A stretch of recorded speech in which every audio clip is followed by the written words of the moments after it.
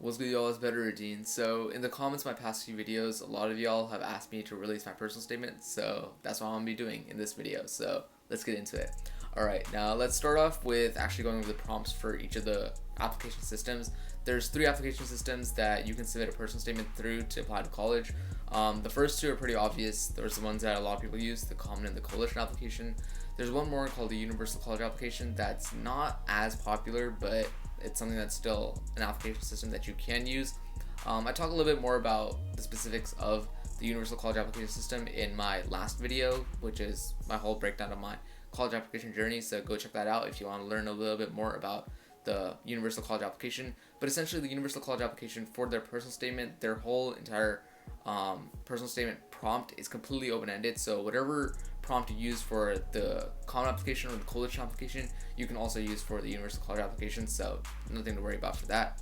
Now when it comes to the common application and the coalition application, the common application has 7 different prompts, and the last prompt is an open-ended prompt where you can use anything you want. And the same thing with the coalition application, there's 5 different prompts, and the last one is write a topic of your choice. So common application prompts right here.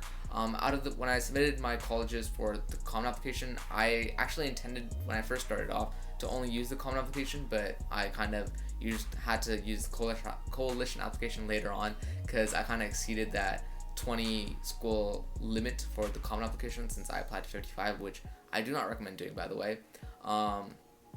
I talk a little bit more about my whole recommendation stuff in my last video, so go check that out if you want to know. But essentially, with the common application, the prompt that I chose was the first prompt. It's the most popular prompt that a lot of people use, so low-key kind of basic there, but whatever. As long as you can write a good essay with any of these prompts, it'll be fine. There's no one specific prompt that you have to use, but this is just a really broad prompt. The first prompt is about a background, identity, or talent, or stuff like that, so it's very, very broad. It applies to a lot of different things that you really want to put into your application to show what kind of person you are, and that's what I chose for my personal statement. When it came to the coalition application, prompts right there. None of the prompts directly correlate with the first prompt on the common application. So for my essay, I chose the last prompt, which is write a topic of your choice. I'm pretty sure the reason why the common and the coalition application do this, where they have the last prompt be open-ended, is because they know that some students start off with either the coalition or the common and then end up having to add colleges. So that way it just makes it easier for you to use your personal statement from one application system to another without having to write a whole new one just because the prompts don't fit, because not all the prompts correlate identically. I think there's only one prompt that correlates identically from the common to the coalition application, and that's the one about like challenging beliefs and stuff. But anyway, that's what all that's about. I chose the first prompt on the common application, and then for the coalition I chose the last prompt. Alright, now let's actually get into the whole thing about why y'all are here. Let's get into my actual personal statement. I pulled up my personal statement on my phone right here, so I'm gonna be looking at it while I read through it. I'm not actually gonna read through my personal statement because I think that's just stupid. There's literally nothing y'all get from me reading. Like, this isn't first grade story time or anything. But I'm gonna just go over my structure. Y'all can read it right here. I'll put it up page by page as I talk about it. But I'm gonna go over some of the structure things that I did specifically with my personal statement, and also some regrets that I have. So I do have some regrets in my personal statement that I wish that I changed to kind of make it stronger for my whole college application process. But anyway, starting off with page 1, I was super basic with this also, where I start off with a quote. It's not that I don't recommend starting off with a quote. It's just, if you're gonna start off with a quote, make sure it's not a super generic quote like, river flows through rock not because of its power or because of its persistence. Like, that's one that's like super common. So don't use something super cliche. It has to be something that's super meaningful, something that's maybe from a specific person, from a specific really niche movie or TV show, or something that's really niche and personal to you. If it's a quote like that, then definitely go ahead and use it. That's kind of what I did. I mean, obviously my quote isn't like super personal or anything, but it's personal enough to the point where it's not super generic. So the quote I used, y'all can see right here, is talk less, smile more, don't let them know what you're against or what you're for. It's from the song Aaron Burr from Hamilton. I'm a big Hamilton fan if y'all didn't know, but that's why I used that quote. I talked a little about where that quote comes from, being a command given through my entire childhood. Talk a little bit about my childhood. Now this is a part that I kind of liked. I'm kind of proud of this part, but it's where I got really descriptive into it and kind of made it a little more creative with like creative writing techniques and stuff. It's not really a technique, I just made it like super descriptive and add like a lot of descriptive words. It's something you should do with your personal statement. Try to make it a little bit creative. Try to make it very descriptive, so the reader, the college application person that's like reading your essay, actually knows what it's about, so that they feel like they're actually there and stuff. But that's kind of what you should do in your personal statement. I'll talk a little bit more about this when I get to the advice section, but anyway, just keep that in mind for now. And then once again, brought the quote again. Moving on to the last paragraph of the first page, I talk a little bit about responsibility, getting into being an older brother and stuff, and then now I transition that into my second page. So starting on the second page is where I kind of have a lot of regrets when it comes to my personal statement. If you look on the first paragraph, obviously the first paragraph's okay. It starts off okay. Like, it starts off with having responsibility, wanting to be different, stuff like that. Throwing a little superficial stuff with like ice cream flavors. But then the second sentence is also fine about me struggling to lose weight and stuff, and dealing with my weight loss journey to become an athlete. And I kind of add a little bit of volleyball. So when I added volleyball, like that's an okay statement when it comes to extracurricular activities. But the stuff following that, when it comes to the second paragraph, where I start to really delve deeper into my extracurricular activities, where I talk about my current life, where I am in life right now, that's kind of where I kind of regret putting so much stuff about my extracurricular activities. So my whole principle on extracurricular activities is try to avoid them if you can, but unless it's something that's really directly correlates with whatever personal growth that you had. So like I did right here when I came to my weight loss journey, I talked about volleyball because those two things kind of mesh together. Me losing weight, I did lose weight because I wanted to make the volleyball team, because I wanted to play sports. So that makes sense right there to add in that just little name drop of a specific extracurricular activity. But other than that, when I talked about Red Cross and all of these like internships and like City of Hope biomedical stuff and all that, like that was all useless. Like, that was a waste of space. Probably could have talked a little bit more about my personal growth. Probably could have expanded a little bit more on like what it means to live in the society that I do, the current place that I do, and stuff like that. So I wish I'd expand a little bit more on that, especially when I talk about like pressure in Southern California, heat and all that, what it means living in Southern California in the area that I do. So that's a little bit of a regret that I have, and just a little bit something to keep in mind if y'all are writing your personal statements. Try not to include too much extracurricular activities. Talk a little bit more about that when I get to the advice section anyway. Moving into the third page. Third page ain't much there.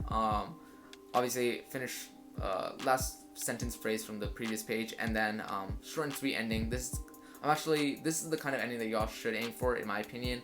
Is kind of keep it short and sweet. Don't get too bulky. Don't try to add in too many new topics. If y'all are in speech and debate, I mean, I was in speech and debate, so that's why like I kind of get this. But like, if you're a debater, you try not to bring in any new arguments when your last speech. So that's kind of the same principle here. Don't bring in any new big ideas or big topics in your last few paragraphs, because that's kind of where the reader's kind of hoping for like a nice closing to kind of make them feel good and stuff. So obviously I talk about being an uphill climb, college being another climb in my life, and then talk more, smile more. Don't make sure they know what you're against or what you're for, because being yourself and letting yourself be heard should never hold you back. So relating essay writing 101, make sure that the introduction of your paragraph relates back to the end of your paragraph. Pretty simple. And that's my personal statement. All right.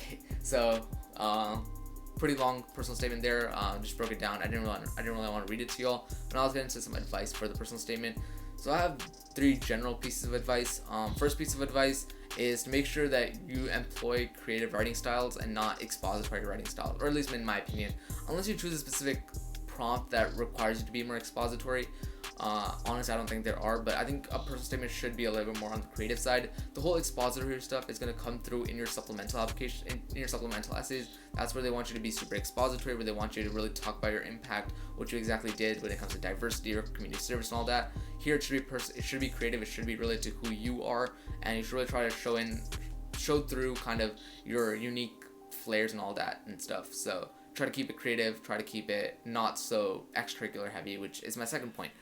Try to avoid extracurriculars if you can. I talked a little bit about this when I was going through my personal statement, but try to avoid extracurriculars as much as you can. But the thing is, if you do end up using an extracurricular, it should be on your activity section. I know a lot of my friends ask me if, I've talked about it in my personal statement, should I put it in my activity section? You definitely should. It's not redundant. Redundancy is actually good, because the reader's going to be like, if this was so meaningful that you decided to put it in your personal statement, why didn't you put it in your activity section? So that's going to be kind of a little red flag there. So if you put an activity, or you even touch on any activities in your personal statement, those should go into your activities section as well. if you don't do that, it's going to be a little bit of a red flag, so make sure to do that. And last but not least, get your personal statements checked. I have to drill this into a lot of my friends' heads a lot of the time, because some people think that, oh, it's just a personal statement, they're just going to look at my grades, as long as I have a mediocre personal statement, it's going to be fine. With the way the college application process was this year, a lot of people in my grade were disappointed by the results that they got, because the college application process got so competitive. It's either going to stay as competitive as it was this year next year, or even ramp up even more from here on out. So you have to have good grades and you have to have a good personal statement. So please get your personal statements checked. If you're a really good essay writer, you can maybe get by only getting it checked by, say, your friends or family or any good English teachers that you know. But you should really try to get them checked by a professional service. There's definitely a lot of professional services out there that are super expensive. Trust me, I've tried them. I know from personal experience how expensive these things can get, and I spent a lot of money before I found a really good service, and that service was still pretty expensive, but the person that I got matched through to that service was a really good essay writer, and her name is Nidhi Bhaskar. Her email is nidhi_bhaskar@brown.edu. She's a student in the Brown BSMD program. I highly recommend her to literally all of my friends to get their essays checked from her. It's super cheap because it is private consulting, and also because she's not like making a living off of this. A lot of the college application services out there are like adults making a living off of this, so they charge a lot of money, and it's outrageous. Like I think it's kind of stupid, but that's why definitely go hit her up. Just send her an email, tell her that you heard about her on Better Reading's channel and that you're interested in working with her. She'll set up a call for you, a free 30-minute consultation, get prices, everything in order, and then you'll be on your way to getting ready. Right now it's June, like it's the end of June. This is when, if y'all are applying to college this cycle, this is when you all should be starting to figure out who you're going to get your essay check with, start working on that personal statement, and really start ramping up your college application process and your journey. The earlier you start, the less stress you're going to have when it comes down to your supplemental applications.